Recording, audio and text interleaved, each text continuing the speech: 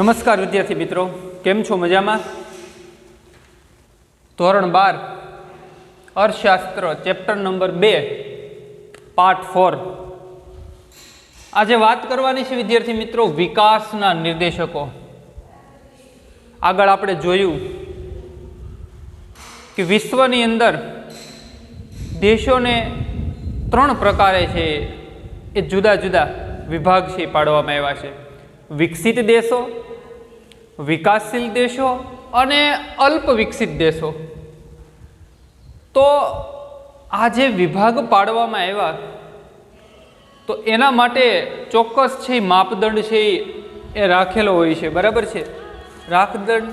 માપદંડના આધારે છે એ દેશોનું વર્ગીકરણ કરવામાં આવ્યું હોય છે.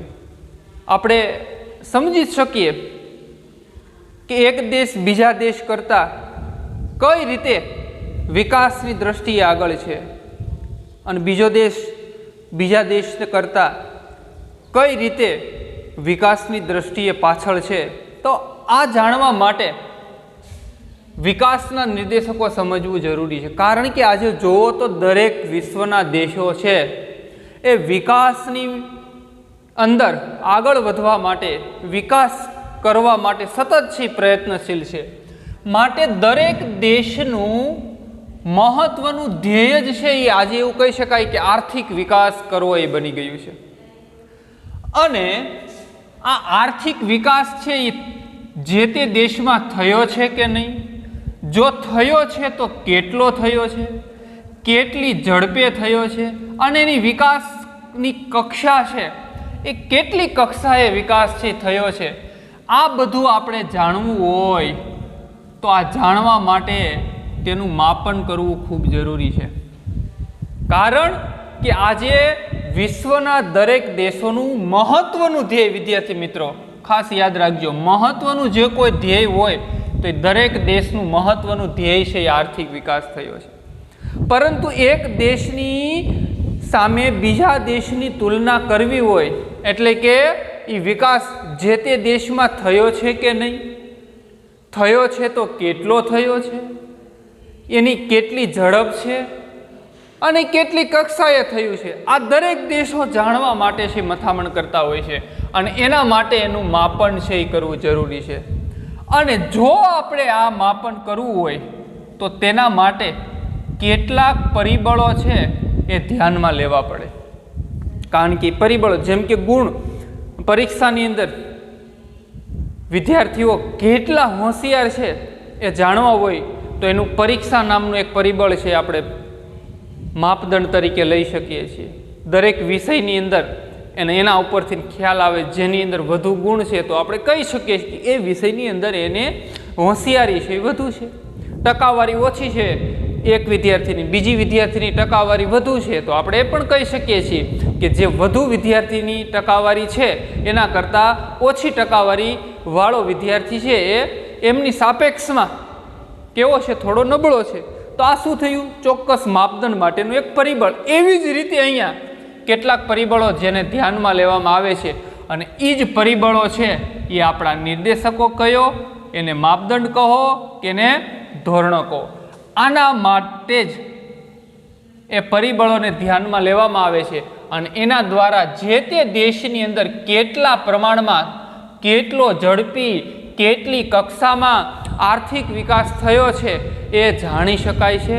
અને એ દેશો વચ્ચે જે કાંઈ સાપેક્ષ આપણે તફાવત જાણવું હોય તો પણ. હવે અગત્યની બાબત એ છે કે આ જે નિર્દેશકો છે, માપદંડો છે, જે કાંઈ ધોરણો છે, બરાબર, એ બધાને આંકડાની અંદર અથવા તો સંખ્યાની અંદર શું કરી શકાય છે? રજૂ કરી શકાય છે. નહીંતર તો માપવાની મુશ્કેલીની સમસ્યાઓ સર્જાય. પરંતુ અહીંયા દેશોની આર્થિક સ્થિતિ જાણવા માટે દરેક વિશ્વના દેશોએ આવી જુદી જુદી માપદંડોની છે એ પહેલ શરૂ કરી છે. અને આ માપદંડ એવો છે કે જે સંખ્યા દ્વારા રજૂ થઈ શકાય છે અને સંખ્યા દ્વારા રજૂ થઈ શકાય તો દરેક દેશના વિકાસના આંકની છે એ ખ્યાલ આવે. એટલા માટે આર્થિક વિકાસના નિર્દેશકોને આજે આર્થિક વિકાસના માપદંડ તરીકે છે ગણના કરવામાં આવે છે. જો તો 4 આજે વિશ્વની અંદર જુદા જુદા 4 પ્રકારો છે કેના આર્થિક વિકાસના માપદંડો. 1 રાષ્ટ્રીય આવકનો વૃદ્ધિ દર, 2 માથાદીઠ આવકનો વૃદ્ધિ દર, 3 ફિઝિકલ ક્વોલિટી લાઈફ ઇન્ડેક્સ એટલે કે જીવનની ભૌતિક ગુણવત્તા આંક, અને 4 HDI હ્યુમન ડેવલપમેન્ટ ઇન્ડેક્સ એટલે કે માનવ વિકાસાંક. આ 4 આર્થિક વિકાસના નિર્દેશકોની મિત્રો વાત કરવાની છે. એમાં આજે આપણે લેક્ચરની અંદર પહેલો કે જેનું નામ છે રાષ્ટ્રીય આવકનો વૃદ્ધિ દર. પણ આપણે વાત કરતા હતા કે કોઈ પણ દેશો વચ્ચે તુલના કરવી હોય તો જે આપણે માપદંડો છે, મેં જે 4 નિર્દેશકોનું નામ આપ્યા, એ સંખ્યામાં રજૂઆત થાય છે. હવે સંખ્યામાં રજૂઆત થાય તો એનાથી શું ફાયદો થાય? તો બે દેશો વચ્ચે એના સમયગાળા વચ્ચેનો તફાવત તુલના કરી શકીએ. બે દેશો વચ્ચે જે કાંઈ કાર્ય થતું હોય છે એનો, બે રાજ્યો વચ્ચે જે કાંઈ કાર્ય થતું હોય છે, આ દરેકની આર્થિક છે તુલના છે થઈ શકે. તુલના એટલે સરખામણી, કે એક રાજ્ય કરતાં બીજા રાજ્યનો જો વૃદ્ધિઆંક વધારે હોય, માપદંડ સારો હોય તો એમની વચ્ચે તુલના કરવી છે શક્ય બને છે. પરિણામે આજે આપણે આર્થિક વિકાસના નિર્દેશકોનું પહેલો આર્થિક વિકાસનો નિર્દેશક છે એ રાષ્ટ્રીય આવકનો વૃદ્ધિ દર. 4માંથી પહેલો આજે સમજવાના છે. એટલે કે જો દેશની વાસ્તવિક રાષ્ટ્રીય આવક છે, સમજો શું છે રાષ્ટ્રીય આવકનો વૃદ્ધિ દર, કઈ રીતે આર્થિક વિકાસનો નિર્દેશ કરે છે, તો સૌ પ્રથમ સમજવું જરૂરી છે કે જો દેશની વાસ્તવિક રાષ્ટ્રીય આવક છે એ લાંબા ગાળા સુધી સતત વધારો થઈ રહ્યો હોય તો દેશનો આર્થિક વિકાસ થયો એમ ગણાય. આ પહેલી બાબત થઈ કે જો દેશની વાસ્તવિક રાષ્ટ્રીય આવક છે એ લાંબા ગાળા દરમિયાન સતત એમાં વધારો થઈ રહ્યો છે તો આપણે એવું કહી શકીએ કે એ દેશનો આર્થિક વિકાસ છે એ થયો છે એવું કહી શકીએ. હવે જો રાષ્ટ્રીય આવક છે એ ઊંચા દરે વધે, સમજો ઊંચા દરે વધે, ઉપર તીર એટલે કે વધારો દર્શાવે છે. જો દેશની રાષ્ટ્રીય આવક ઊંચા દરે વધે તો આર્થિક વિકાસનો દર પણ કેવો છે? ઊંચો છે એવું કહી શકીએ. બીજી રીતે કહીએ કે જો રાષ્ટ્રીય આવક નીચા દરે વધતી હોય તો આર્થિક વિકાસનો દર નીચો અથવા તો કેવો કહી શકાય? મંદ કહી શકાય. ક્યારેક એવું જ બને કે રાષ્ટ્રીય આવક છે એમાં વધારો જ ન થતો હોય તો એ દેશની જે કાંઈ સ્થિતિ છે એ સ્થગિતતાની અવસ્થા ધરાવે છે એવો શબ્દ વાપરી શકીએ. અને જો રાષ્ટ્રીય આવકમાં છે ઘટાડો થતો હોય તો આર્થિક વિકાસ છે એ પીછેહઠની સ્થિતિ છે એ દર્શાવે છે. તો આના દ્વારા આપણે કહી શકીએ, પોઝ કરી દો, આર્થિક વિકાસ. તો આવી રીતે રાષ્ટ્રીય આવક ઊંચા દરે વધે તો આર્થિક વિકાસનો દર ઊંચો, નીચા દરે વધે તો નીચો અથવા તો મંદ. અને જો વધારો જ ન થતો હોય, રાષ્ટ્રીય આવકમાં કોઈ પણ દેશનો વધારો જ ન થતો હોય તો એ દેશની સ્થિતિ છે, અવસ્થા છે એ કેવી કહેવાય? સ્થગિત થઈ ગયેલી છે. અને જો ઘટાડો થતો હોય તો એ દેશનો આર્થિક વિકાસની સ્થિતિ છે એ કેવી કહેવાય? પીછેહઠની સ્થિતિ છે. આમ આના નિર્દેશક દ્વારા જે તે દેશની આ પ્રમાણે છે એ માહિતી મેળવી શકીએ છીએ. માટે એક ઉદાહરણ જોઈએ વિદ્યાર્થી મિત્રો કે આ માપદંડ પ્રમાણે, માપદંડ મીન્સ રાષ્ટ્રીય આવકના વૃદ્ધિ દરના માપદંડ પ્રમાણે નાણાકીય આવક નહીં પરંતુ વાસ્તવિક આવક છે એ જ ધ્યાનમાં લેવાની હોવાથી આ માપદંડમાં નાણાકીય આવક નથી લેવામાં આવતી ધ્યાનમાં, પરંતુ વાસ્તવિક આવક છે એ ધ્યાનમાં લેવામાં આવે છે. વાસ્તવિક આવક એટલે કે આપણે જોઈતી કે ઘસારો છે એ બાદ થયેલો હોય છે. માટે રાષ્ટ્રીય આવકની બજાર ભાવે નહીં પરંતુ સ્થિર ભાવે છે એ ગણતરી કરવામાં આવે છે. એટલે ખાસ યાદ રાખવાનું છે કે રાષ્ટ્રીય આવકના વૃદ્ધિ દરની અંદર બે બાબત અહીંયા ખ્યાલમાં રાખવાની છે. એક કે નાણાકીય આવક છે એ ધ્યાનમાં લેવામાં નથી આવતી, પણ વાસ્તવિક આવક છે એ ધ્યાનમાં લેવામાં આવે છે. હવે નાણાકીય આવક ધ્યાનમાં નથી લેવાતી અને વાસ્તવિક આવક ધ્યાનમાં લેવામાં આવે છે, એટલે ગણતરીમાં પણ ફેરફાર થશે. એટલા માટે રાષ્ટ્રીય આવકની બજાર ભાવે ગણતરી કરવાની નથી, પરંતુ સ્થિર ભાવે છે એ ગણતરી કરવામાં આવે છે. એટલે કે સ્થિર ભાવે છે એ ગણતરી થાય છે અને વાસ્તવિક આવક છે એ ધ્યાનમાં લેવામાં આવે છે. ફરી એકવાર કહું છું વિદ્યાર્થી મિત્રો, વાસ્તવિક આવક છે એ ધ્યાનમાં લેવામાં આવે છે અને ગણતરી છે એ કેવા થાય છે? સ્થિર ભાવે થાય છે. કેની અંદર? રાષ્ટ્રીય આવકના વૃદ્ધિ દરની અંદર. અને એના આધારે બે દેશો અથવા તો વિશ્વના કોઈ પણ દેશો વચ્ચેની આપણે સરખામણી કરવી હોય, એનું માપ જાણવું હોય, જે આગળ આપણે જોયું બરાબર, એનું માપન કરવું હોય અને જાણવા હોય, એ માટે આ પરિબળ છે એ ઉપયોગી થાય છે. એને અહીંયા એક કોષ્ટક દ્વારા આપણે એક સમજૂતી આપેલી છે. 2014ના આધારે છે નોર્વે છે, અમેરિકા છે, શ્રીલંકા છે, ચીન છે, ભારત છે અને પાકિસ્તાન છે. આ દેશનો રાષ્ટ્રીય આવકનો વાર્ષિક ટકાવારી વૃદ્ધિ દર એ દર્શાવવામાં આવેલો છે.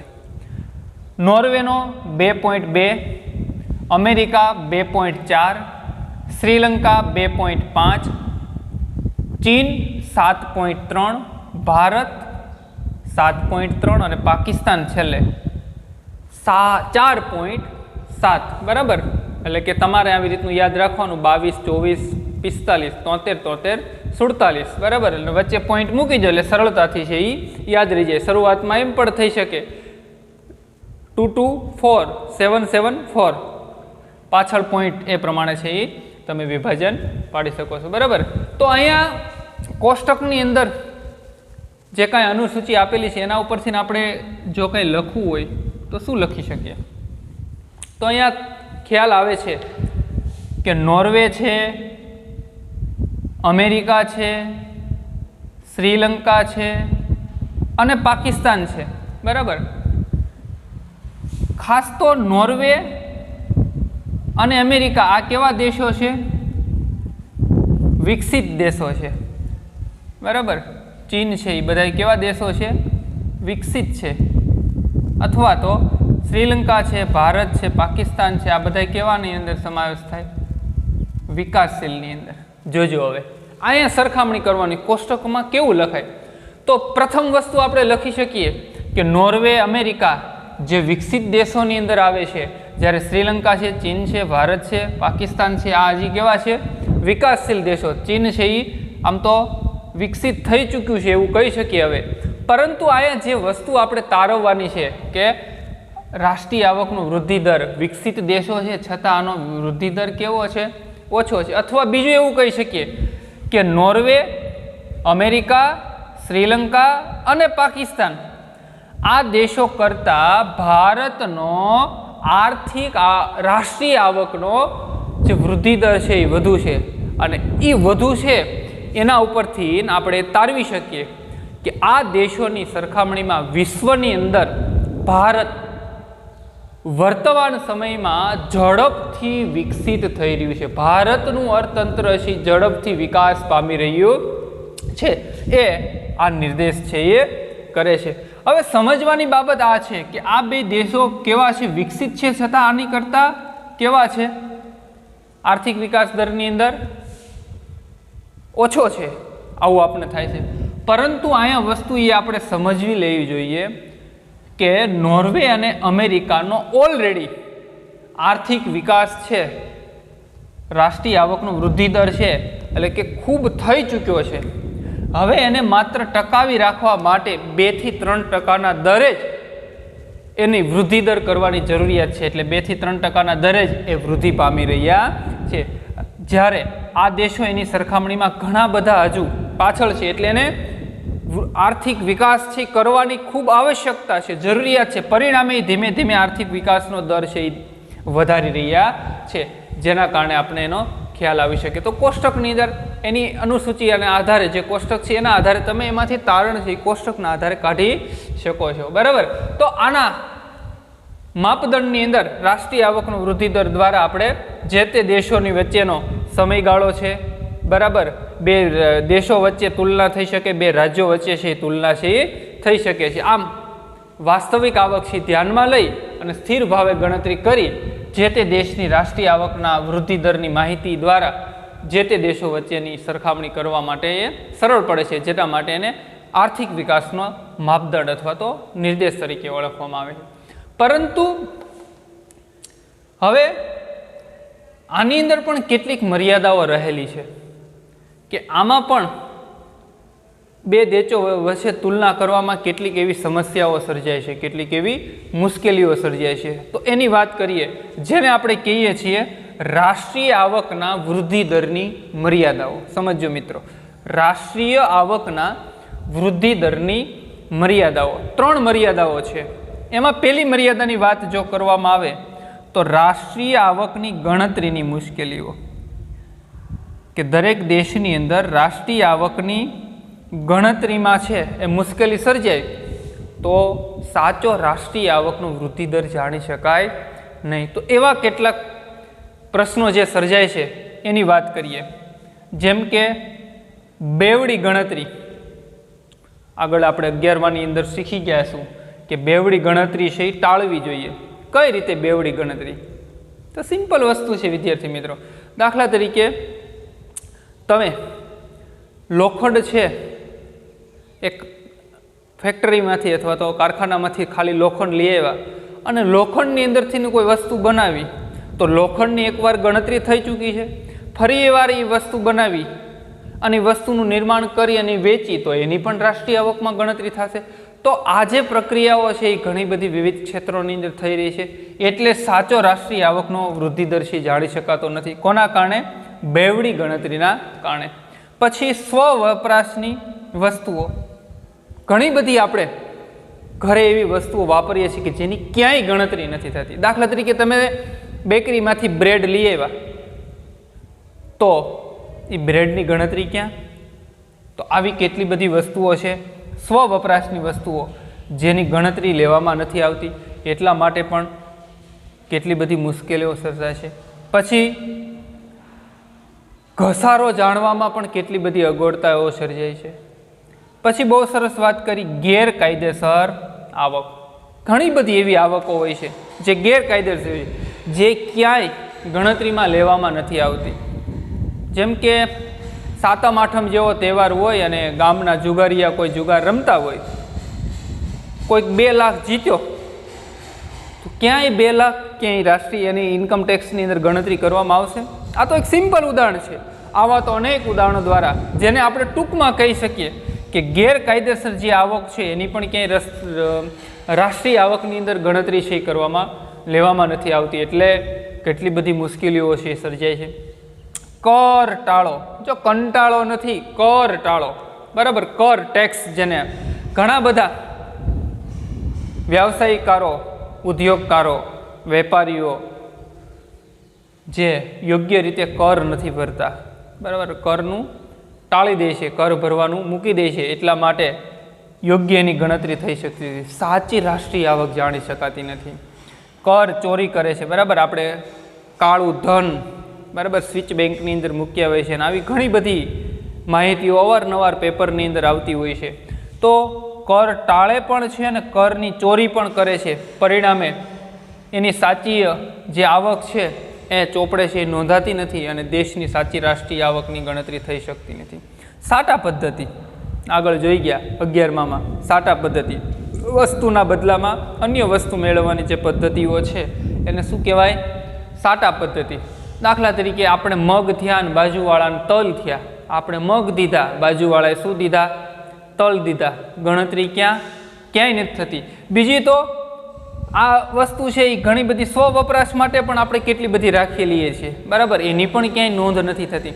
તો આવા કેટલા બધા પ્રશ્નો સર્જાય છે જેના માટે રાષ્ટ્રીય આવકની ગણતરીમાં એ મર્યાદા બની રહી છે અને એટલા માટે સાચી દેશની રાષ્ટ્રીય આવક છે ગણતરી થઈ શકતી નથી, એટલે મુશ્કેલીઓ સર્જાય છે.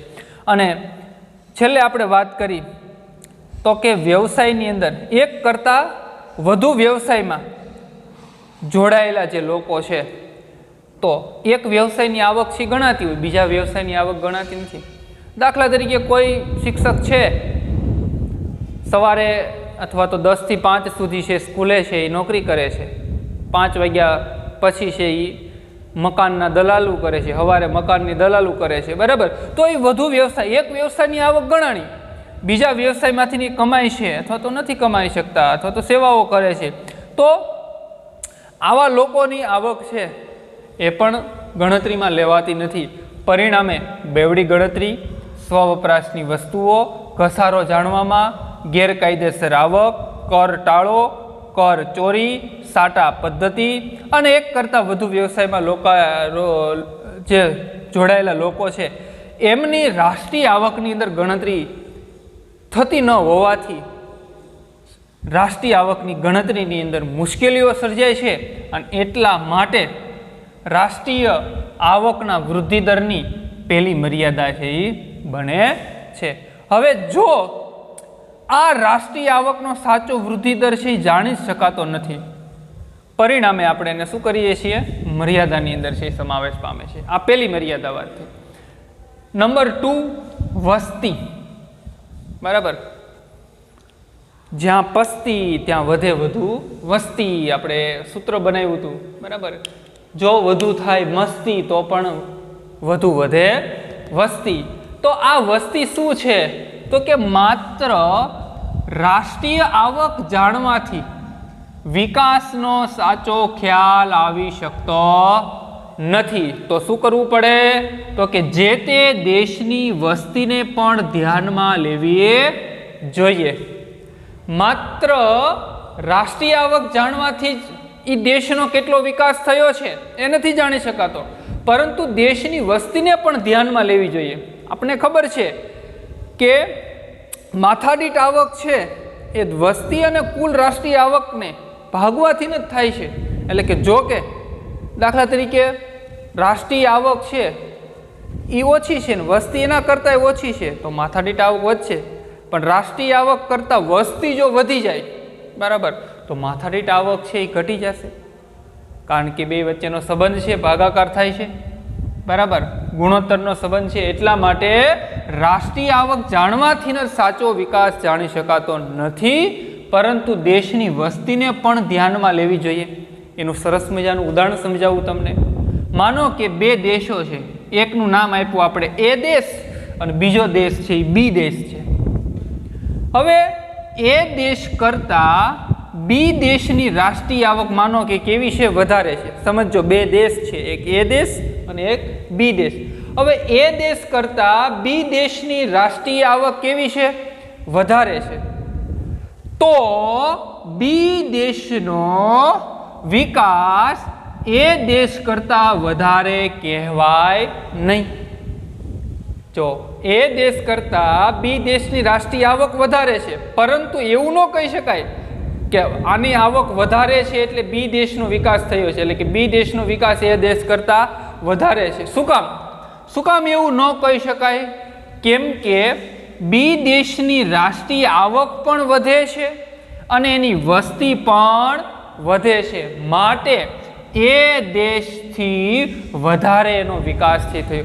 અહીંયા આપણે ચોક્કસ કહી શકીએ કે વિકાસ ને વસ્તી વધારો છે એ અવરોધે છે. પરિણામે એ દેશ છે એનાથી એનો વિકાસ વધારે છે એ કહેવાય નહીં. શું કામ? કારણ કે રાષ્ટ્રીય આવક વધી પણ સાથે સાથે શું થઈ, વસ્તી પણ વધી, અને વસ્તી વધે એટલે રાષ્ટ્રીય આવકની વધારે પ્રમાણની વસ્તી હોવાથી વહેંચણી પણ વધુ થશે, એટલે એની માથાદીઠ આવક કેવી જાય, ઓછી જાય. પરિણામે એનો સાચો વિકાસ છે કહી શકાય નહીં. આમ જો માત્ર રાષ્ટ્રીય આવક જ ગણી લેવામાં આવે તો આવી મુશ્કેલીઓ સર્જાવાની શક્યતાઓ છે રહેલી છે. એટલા માટે વસ્તી છે એ બીજી મર્યાદાઓ બને છે. રાષ્ટ્રીય આવકની અંદર આપણે ખાલી આવકનો જ ખ્યાલ છે, ત્યાં વસ્તીને ધ્યાનમાં લીધે નથી. એટલા માટે જો વસ્તીને ધ્યાનમાં ન લેવામાં આવે તો આ સમસ્યા છે એ સર્જાય છે. એટલા માટે આપણી બીજી મર્યાદા બને છે વસ્તી. અને છેલ્લી મર્યાદા છે એ રાષ્ટ્રીય આવક ગણવાની જુદી જુદી પદ્ધતિઓ. કારણ કે આજે વિશ્વના કેટલા બધા દેશો છે અને દરેક દેશોની અંદર કેટલા બધા અર્થશાસ્ત્રીઓ, કેટલા બધા નિષ્ણાંતો અને એના ઉપર કેટલી બધી અર્થઘટન અને વિશ્લેષણ કરીને કેટલી બધી તારણાઓ કાઢેલી છે, એના આધારે અત્યારે તમે જુઓ તો આવકની પદ્ધતિ, ઉત્પાદનની પદ્ધતિ, આવકની પદ્ધતિ અને ખર્ચની પદ્ધતિ, આવી જુદી જુદી પદ્ધતિઓ છે એ જુદા જુદા દેશોની અંદર ગણતરીમાં છે લેવામાં આવે છે. જે દેશને જે પદ્ધતિ અનુકૂળ આવે છે એની ગણતરીમાં લેવામાં આવે છે. પરંતુ થાય છે શું? તો કે દરેક પદ્ધતિની અંદર આવકની પદ્ધતિ છે, ઉત્પાદનની પદ્ધતિ છે અને ખર્ચની પદ્ધતિ છે. જેમ કે ઉત્પાદનની પદ્ધતિ દ્વારા ગણતરી કરવામાં આવે તો એની ગણતરી કરવાની રીત છે એ જુદી જુદી હોય છે. આવક છે તો એની ગણતરી કરવાની રીત છે એ જુદી જુદી હોય છે. ખર્ચની પદ્ધતિ છે તો એની ગણતરી કરવાની પદ્ધતિઓ છે જુદી જુદી હોય છે. પરિણામે દરેક પદ્ધતિમાં ગણતરીમાં શું થાય છે? ફેરફાર થાય છે. દાખલા તરીકે અમેરિકા છે તો ઉત્પાદનના આધારે, એક એક્ઝામ્પલ આપું છું કે ઉત્પાદનના આધારે છે એ રાષ્ટ્રીય આવકની ગણતરી કરે છે, બરાબર. ચીન છે તો એ દાખલા તરીકે ખર્ચના આધારે ઉત્પાદનની ગણતરી કરે. તો બંને વચ્ચે ગણતરીની પદ્ધતિઓ છે એ જુદી છે. પરિણામે બંને વચ્ચેનું સાચું માપદંડ છે એ થઈ શકતું નથી. માટે રાષ્ટ્રીય આવકની ગણતરીની જુદી જુદી પદ્ધતિઓ છે એ રાષ્ટ્રીય આવકના વૃદ્ધિ દરની શું બને છે? મર્યાદા બને છે. અને પરિણામે એમની વચ્ચે જે કાંઈ તુલના કરવાનું કાર્ય છે એ કેવું બની જાય છે? મુશ્કેલ છે એ બની જાય છે. આમ આજે રાષ્ટ્રીય આવકના અથવા તો વિકાસના નિર્દેશકની અંદર રાષ્ટ્રીય આવકના વૃદ્ધિ દરની અંદર, બરાબર, કે એનો વૃદ્ધિ દર છે એની અંદર કેવી કેવી બાબતોનો છે એ સમાવેશ થાય છે અને કઈ કઈ એની શું રહેલી છે? મર્યાદાઓ રહેલી છે. એ આજે, કારણ કે લોંગ પોઈન્ટ એક હતો પણ એની ચર્ચા ખૂબ લાંબી હતી, બરાબર. હવે આગળના ટોપિકની અંદર જે આપણે 4 નિર્દેશકો છે, રાષ્ટ્રીય આવકનો વૃદ્ધિ દર, માથાદીઠ આવકનો વૃદ્ધિ દર, PQLI physical quality life index અને HDI હ્યુમન ડેવલપમેન્ટ ઇન્ડેક્સ, આની ધીમે ધીમે છે એ વાતો કરવાના છીએ. આજના પોઈન્ટની અંદર એટલું છે એટલે ખાસ યાદ રાખી લેજો. ઓકે.